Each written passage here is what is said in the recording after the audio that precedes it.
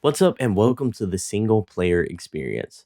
I'm your host, Sebastion Mauldin, and in this episode, I'm going to talk about the 2022 indie game that's a mix of Stardew Valley and retro Zelda that you should have in your video game backlog.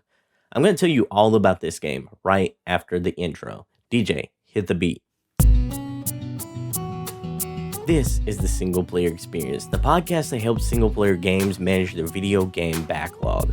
I'm your host, Sebastion Mauldin, and my main quest is to help you manage your ever-growing video game backlog by letting you know which single-player games are worth your time and money so that you can have the best single-player experience. Now, without further ado, let's start the show. DJ, cut the beat. As I put the finishing touches on this potion, I felt the weight of responsibility that was on my shoulders. For you see, if I made this potion correctly, then I would save my patient's life. If I didn't, then the people here would run me out of town and I would be forced to use my abilities for the dark side of the force. Or, break bad and maybe start cooking meth. So, it was safe to say that I had a lot riding on this moment. I bottled up the potion and handed it to the patient.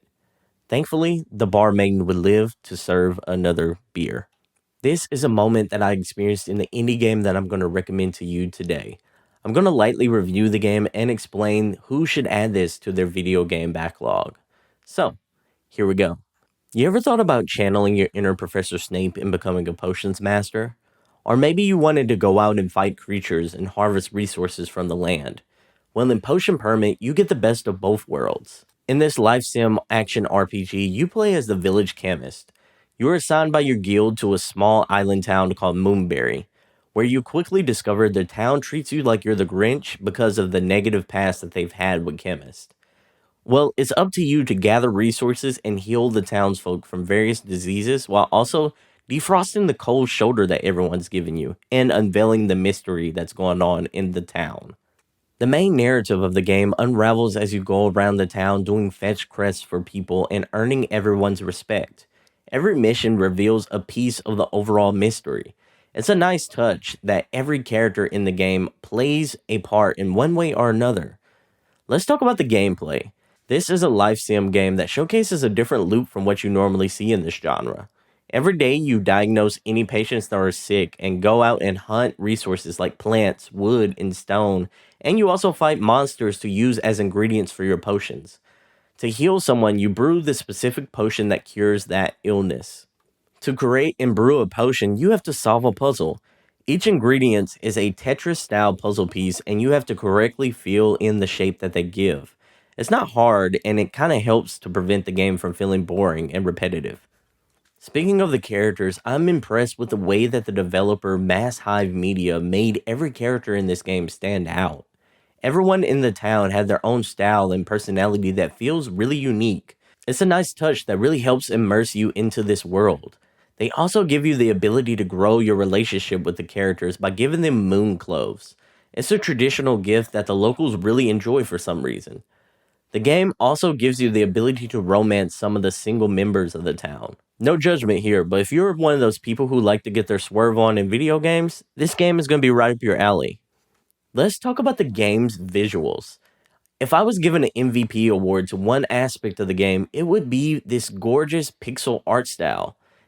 There's an impressive amount of details in everything you see, from the monsters you fight to the regular items in everyone's house. Even the most mundane things in this game have an incredible amount of detail to them. I often found myself stopping playing the game and just staring at the art style and the impressive visuals of the game. No game is perfect, so here are the flaws of Potion Permit. First, it seems like a missed opportunity to not have unique gifts that would raise your relationship with each individual person. A part of the fun of games where relationships are involved is discovering which gift matches the personality of each person. Because that feature is absent here, it kind of feels like it's missing a little bit of that personal touch. Another negative that I had with this game is that it gives you the option to upgrade your home, which is a cool feature, but outside of the cauldron and the clinic, it really didn't provide me with any bonuses for doing such. Why would I risk some of my money and spend all my hard-earned money to do those upgrades and not get anything from them? Similar to Stardew Valley, this game features its own day and night cycle. You're given a certain amount of daytime to get everything you want to do done. Unfortunately, the day cycle always feels really short, and I get it. Just like in real life, there's never enough time in a day, but the daytime here feels too short, if you get what I'm saying. Overall, Potion Permit might be the most underrated indie game of 2022 that you haven't played yet. The gameplay is fun and deep enough to prevent quick boredom. It also mixes that classic Zelda RPG gameplay really well with its fun Tetris style puzzles. Its story is a little hit and miss and might be on the bland side for a lot of people, but the game itself is so well rounded and solid that you don't even have to think about the narrative that much. If you're a fan of old school adventure RPG games and life simulation games, do yourself a favor and check this game out. I'm giving Potion Permit an 8 out of 10. Hey everyone, in this show we practice the 10 games backlog rule. In this practice you log down 10 games. Those games are your video game backlog. To be as productive as you possibly can be, we recommend that you only play 3 games at one time.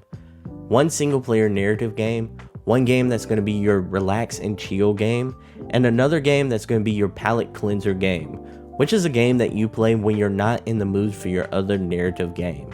When you complete one game or kind of get tired of it, it leaves the video game backlog list. Then you decide which new game is added to the list and which game on the list advances to your active 3 games. So I would definitely recommend Potion Permit to be in your video game backlog, and I would recommend it for that palate cleanser spot or that relax and chill spot in your active 3 games. This is a game that feels perfect for that relax and chill mode when you're kind of in the mood for something you really don't have to focus on the narrative of. So that is the video game recommendation of the week that you should consider adding to your backlog list. If you want me or my community of gamers to give you feedback on your video game backlog list, then join us in the Single Player Experience Discord server. Once you're in, feel free to share your backlog list or talk about good single player game experiences that you've had lately. The link to join the free Single Player Experience Discord is in the show notes. Thank you so much for listening to today's episode, and I hope to catch you in the next one. Peace.